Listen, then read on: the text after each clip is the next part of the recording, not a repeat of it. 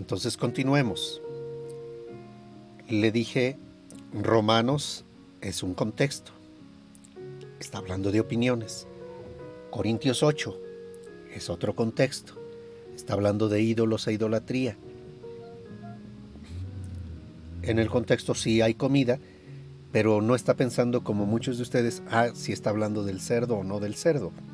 Aquí para nada está pensando en eso el apóstol Pablo. Está hablando de comida y por eso le dije, y estoy usando la barbacoa, estoy usando el pollo, estoy usando algún animal que es limpio en ese sentido y en ese contexto es que está hablando el apóstol Pablo. Pero luego llega el capítulo 10 y comienza a amonestar sobre la idolatría. Pero aquí ya no está hablando de la conciencia de la otra persona y que yo voy a comer o a no comer por no poner tropiezo al otro. Aquí ya no está hablando de los demás. Aquí ya nos confronta de una manera personal. Aquí ya les dice a todos, por tanto, amados míos, huid de la idolatría. Pero luego ya a ti de manera particular te dice, como a sensato te hablo. Juzgad vosotros lo que digo. Júzgalo. Si tienes conciencia cuando participas de la cena del Señor, sabes que está sucediendo algo hermoso, que está sucediendo una conexión con Dios, que estás participando de un privilegio y de una bendición y de esos alimentos que Dios creó para que con acción de gracias participasen los creyentes y los que hemos conocido la verdad. Entonces ve que cuando le cité esta escritura de Timoteo que estoy leyendo aquí, me estoy refiriendo a este aspecto y hablando desde este nivel, no hablando de los alimentos en general, es otro contexto. Pero terminemos con este y luego voy a Timoteo. No podéis beber la copa del Señor y la copa de los demonios. No podéis participar de la mesa del Señor y de la mesa de los demonios. ¿O provocaremos a celos al Señor? ¿Somos más fuertes que Él? No. Y entonces por eso le mencionaba aquí específicamente de el pan de muerto y de otras cosas que se hacen como una festividad y con una intención espiritual. Y que, como dice, bueno, o sea, en cuanto al ídolo, pues el ídolo no nada es. Pero detrás de ese ídolo y detrás de esa adoración, lo que se está moviendo es algo espiritual y dice son los demonios. Y entonces lo que los gentiles sacrifican, antes digo que lo que los gentiles sacrifican, a los demonios los sacrifican y no a Dios. Y no quiero que tú te hagas partícipe con los demonios.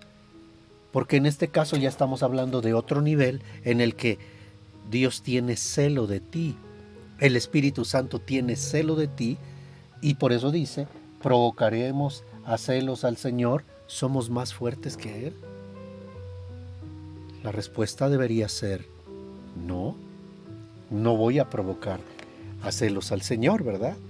No soy más fuerte que Él. Ahora, solamente para concluir, le decía el pasaje de Primera de Timoteo, capítulo 4. Y ya lo cité, pero solamente cito la parte 4 y 5. Porque desde el verso 3, prohibirán casarse y mandarán abstenerse de alimentos que Dios creó, para que con acción de gracias participasen de ellos. ¿Quiénes? Y le dije y le especifiqué, no está diciendo todo el mundo, está diciendo los creyentes y los que han conocido la verdad.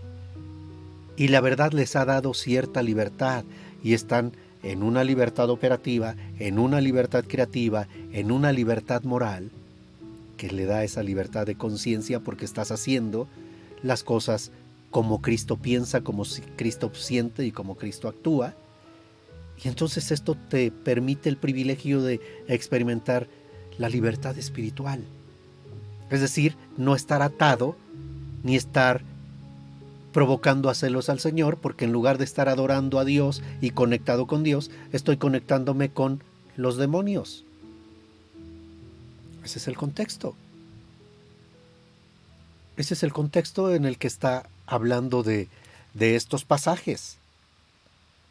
Y bueno, regreso aquí a Corintios 10.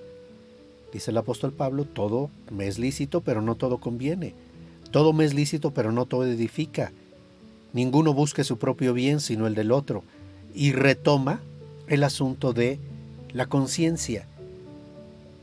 De todo lo que se vende en la carnicería, comed sin preguntar nada por motivos de conciencia, porque del Señor es la tierra y su plenitud. Si algún incrédulo os invita y queréis ir, de todo lo que os ponga delante comed sin preguntar nada por motivos de conciencia. Mas si alguno os dijere, esto fue sacrificado a los ídolos, no lo comáis, por causa de aquel que lo declaró, y por motivos de conciencia, porque del Señor es la tierra y su plenitud. La conciencia digo, no la tuya, sino la del otro. Pues ¿por qué se ha de juzgar mi libertad por la conciencia del otro? Entonces, mi punto era el siguiente, hacer estas aclaraciones para decirle, todo texto sacado de contexto es un pretexto. Es un pretexto y esto pues no es algo que nos permita entender, o sea, porque ya vamos con una idea predeterminada a la palabra. Y cuando vamos con una idea predeterminada a la palabra, pues estamos usando ciertos textos como un pretexto para justificar ciertas cosas